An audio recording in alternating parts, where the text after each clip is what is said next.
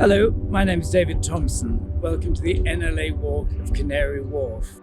Olympia and York commissioned SOM, Skidmore, Owens and Merrill, then Chicagoan-based architectural practice to master plan this place.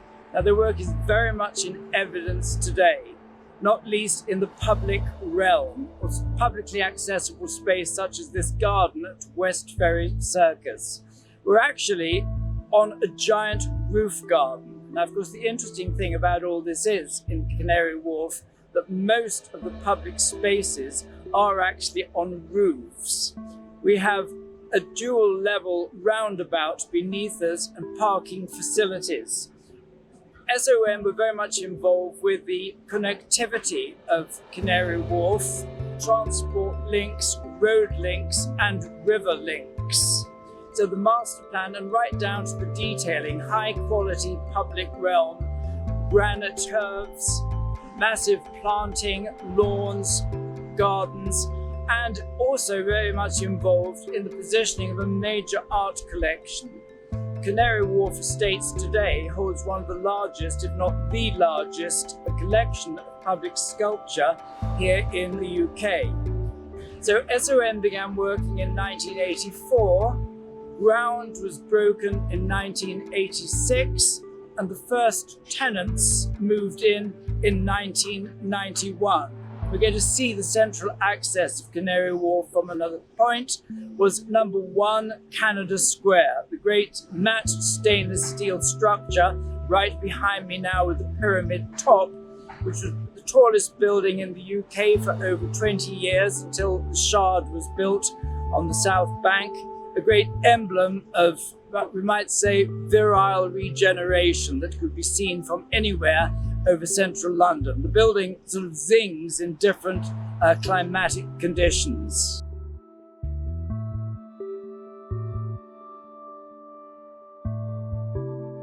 Here we are in Cabot Square, really the centerpiece, the heart of the SOM urban layout design.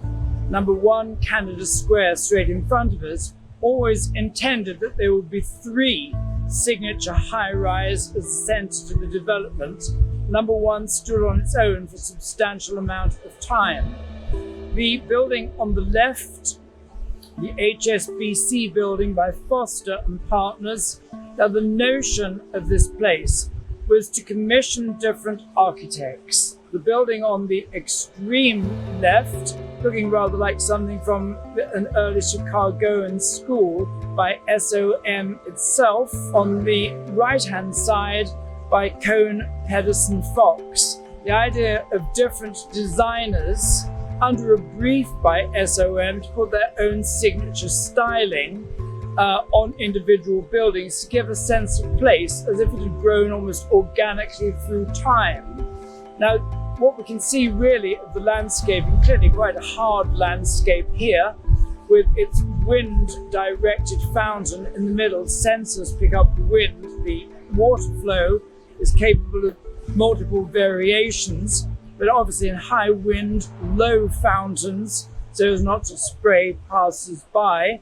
But on the outer edge, green planting, mature trees, some 1,500 mature trees, some 30 to 40 years old, all imported. But here in this really very open public space, much used during lunch hours, on the outer edges, intimate spaces between the trees.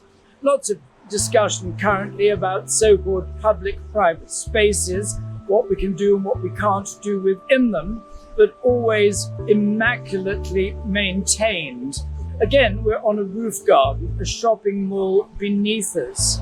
Now, something of sort of huge interest here, the early ethos of Canary Wharf, and what we must remember, a Canadian developer and a Chicagoan architect. We might say that both used to a climate with very bitter winters. Now, despite these wonderful public spaces, certainly when I guide people here on occasion, people have said to me, well, where are all the people? Well, the people are in the buildings and also underground.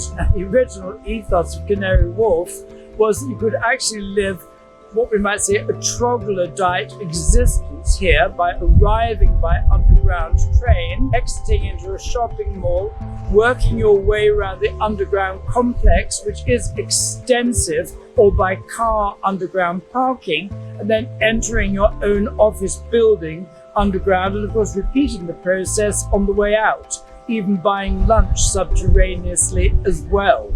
Now, as we go around, we will see that this ethos in Canary Wharf is today very much changing, and people are being encouraged very much to use the surface, buildings their lower floors, inviting us at least to look in. Now, of course, it's also quite interesting to consider changes. We are now moving very much into a city where we are being disencouraged to use private vehicles. Beneath Canary Wharf, large parking spaces and roads. Some future generations, whatever, may have that conundrum or possibility of finding new usages for these spaces. Here we are on Wren Landing. Now we get a very good notion here of the original docks, because right along the surviving western strip of sugar warehouses opened in 1802. Originally, all the lengths of these three great tranches of water would have been lined with very similar warehouses, most of it lost during World War II. As I said earlier, in a sense, one of the advantages of Canary Wharf was, in developing this place, the West India Docks, so little historic fabric that of course warranted preservation remained. Now, the developing company Olympia and York were responsible for the navigation of this place, or paying for structures such as the Future Systems floating pontoon bridge that we see linking to the opposite side to the warehouses, all apartments, the Museum of Docklands, and restaurants today. The center of the bridge actually opens up because the docks are still navigable, not to excessively large traffic, but are navigable that boats of quite a size can actually still come from one strip of water to the next.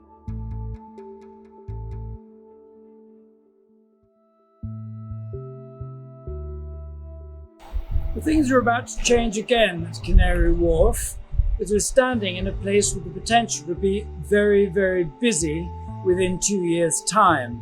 The entrance to the new Canary Wharf Crossrail Station. Crossrail, the east-west route, underground central London, linking the wharf to Heathrow Airport with a 40-minute journey. Part of the revolving arts programme, as part of the London Mural Festival today, we'll see the entrance, this coloured, faceted tunnel covered by a mural by the artist Camille Valhalla, all part of the revolving programme.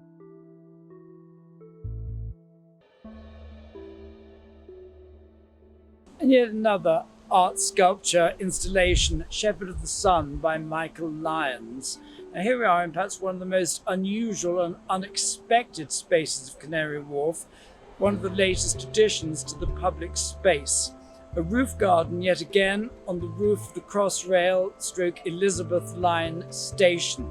Some 300 metres in length, this great arched roof by Foster and Partners, principal material wood, sustainably sourced, components made off-site, all brought in and constructed, architecture and engineering fused together. Now, some of the triangular spaces here are open to the elements, so we get a through draft cooling system, natural air conditioning, also natural irrigation for the plants, rain allowed in. But we'll also see that some of the triangles are also infilled by inflatable ETFE plastic envelopes, we might say. They insulate against extreme cold, they insulate against extreme sunlight, making it a more pleasant place for people to actually use this space, and also for the habitation of the plants. There's an east to west planting within this park. Many of these plants, we'll say from west of Britain to the Americas and others to the east to the Orient, brought in historically through these docks in times past. But this is one of the most unexpected spaces of the wharf, and one of the most loved places and best used. Well, from here, from this angle, we really do see the full force of the engineering and architecture, or the visible engineering and architecture of the Foster & Partners Crossrail Station. Wood again, looking like a great vessel. I think it's probably very appropriate that wood was used, because here we are on the western water of West India Docks. We'll think about building this. In the water, first a great coffer dam, effectively like a tank, had to be constructed, pump the water out, and within that pumped out space, water all around it, constructing a building that if one Canada Square was laid on its side, could actually have fitted into the void tanked within this stretch of water.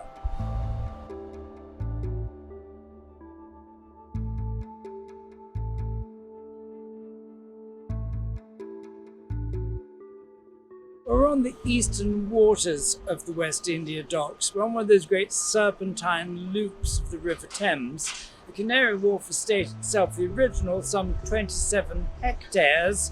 We're moving into what was once known as Wood Wharf, where we're really changing the ethos of this place. All-round community of residential, entertainment, education, and commerce. And certainly one of the stars of the architectural show here is this great building right in front of us now, One Park Drive by Herzog du Meuron. And we're looking at a tripart tower of loft apartments, smaller apartments, and then larger 3 to 4 bedroom apartments on the top. The floor plates of this circular building swiveled 45 degrees to the true north to maximize the natural daylight, the sun, into the apartments beneath. And we can see when first glancing this building, it looks that sort of the language of the building seems to be constantly moving and dancing, with the juxtaposition, the tiering of the structuring, in particular with contrasting the lower floors. So all moving on again. We do of course live in uncertain times, but Canary Wharf, as the City of London, has faced adversity before and has come through it. So we will remain optimistic.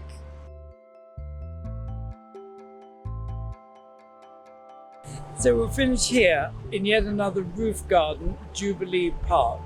So called because it straddles the roof of a Foster & Partner construction, again, the Jubilee Line station. The Jubilee Line extension, bringing people from central London to Canary Wharf, was really the essence of what made this place. Rather what we might say intermittent transportation before, now no problem. People can come straight from the West End either way with no problem whatsoever. But this roof garden, now reaching maturity with the swamp cupressus that have been here now over 20 years, really growing in this exquisite water feature, a very popular place for lunchtime sandwiches. So Canary Wharf moves on in optimism, having just extended into Wood Wharf, but we're also looking at 21st century requirements, an aim of a 65% reduction in carbon emissions by 2030, right down to such essentials, what we might say for a place of commerce as Canary Wharf, the coffee cup, recycling some 2.3 million card coffee cups per annum.